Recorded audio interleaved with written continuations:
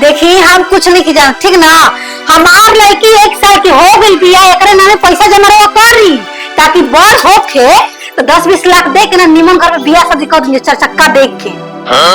गोतिया दियत काजी, गोतिया दियत कोई के भइला आज तक से हम नहीं जाना था। हां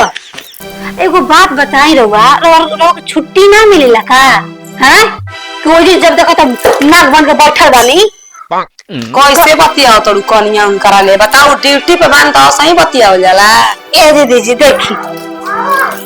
घाव तो लगा देते तू रह रह के शुगी हमार 3 बार कोरा में लड़किया का तो बैल रख छोड़ दे, तू खेली कूद तो हमने कोना बढ़िया होला त छोड़ दे त लोग ठीक कहला कि लड़कोरी के बहाना लड़का के बहाना लड़कोरी जी नाक में देखे त कितना घाव लगी लगी नाक में घाव लड़का गिर ना सब पाना से कबार फुटला गोड़ा टूटले तो बढ़िया होला। बे दीदी जी रे का बात बतिया दनी बताई तो हमर नंबर खराब सुगी के छोड़े के एक ही हमर लड़की भी है जी बताई। माने खाना खा ले आलू आ जाके पलंग पर ले जाके गोदी में लेके सूत जे वो सही परिवार में गुजारा हो जाई तो का करी रवे बताई। आ चाउर बाटे फटक के रख दो, जब खाना बनाए के होखता लुपु लुपु फटक के डाल कर ओइ में खून रहता है। मम्मी जी ना कर दे हम मम्मी जी बूढ़ बल तो करे, तू जवान हो तो सुतु पलंग पर बे मम्मी जी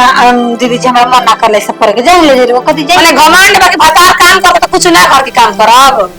वो सब ये बतिए काहे कोई नहीं, कोई चीज कर हमार तबीयत ना खराब होला बताइए एगो लड़की समारे के भाई में। अरे बाबू ते कोने मजे के इतना चोखा इतना दाल इतना भात लेके घोट मार खइलू है भथरिया आ तबीयत खराब हो गई कपार का मत खाई नहीं रोसमा पेट नहीं हरत जी आए। आ जब देखा तब पैसा जमा कर अभी 1 साल घाघरा लगाने के कौन ठेकान बा का ठेकान बा पैसा कह दिन जी हमार लड़की सासल जी जी मुंह के बात कर दिला बा पैसा जमा करा दलू जेकर 20 साल के 22 साल के लड़की तो ओकरा चिंते नहीं खे क्यूटी आज शूटू आज चावल फटा जब देखा एगो तहारे यार की में लड़की बिया गांव देहात में और के और बाल बच्चा नहीं के छोटी गो हम का कर दीदी जी जाए से जाए 10 आज नहीं बिया कर देती है आज के लिए आज भी ले कर बिया ठीक कर बिया कर अरे रोस को बोझा मिल का हमर लड़की है बताई ना खुद ही जाल के बोझा ना वो करी में है तो घमन फटक के रख दी हम जाके गाय बस के ले आना चलावे बुझाई ना जब देखा तब घमंडे में सास बुढ़ होती है सास बने खातिर आवा ना बतावा हो त भतार हमार सरकारी नौकरी वाला बा माने भतार कमा कमा के हमार परिवार के चलावे आ घरे हम खटिया बजा खटबे ना करब लाइक पाएंगे बतिया तू ना सबका हाथ गोदिया के उतार मार तारो की नंदरोग ना कैसे नानी रो अब हमर कोरा में तुमके काम ना करे के परिसो ना तू काहे ना बात माने लू हां मम्मी के कोरा में रह ठीक है यानी कि देख के जाए मुस्ता कैसे कर ले की हो गई पिया वो दे ले ना यही है चल तो सुताई नीम से खियाल अल्लाह तो तेरा उनके समान मारा चला आज हमरो समझ ल कि 20 बरस ससुरारी के हो गइल बा। अब चलो ससुरारी माने पगलाई जाता बुढ़ा उ जब बुढ़ होता जस बुढ़ होता तस पगलाई ससुरारी में कोनो पटैले वाला साली के का कार तू हमेशा शुभ काम जब करे छ तब टोक टाक लगा देबी। हां हमार साली नहीं हमार जानत हमार समझ नहीं खे तो एक दिन रात सरहस तो हार में तार ससुराल जाए की मन करला अबे हमनी के मत कह ससुराल जाके तो कहबा कि मैं कमाई लेके जाके ससुराल झल ताटे हैं तो तोहनी काजी बुसा हो जा। हां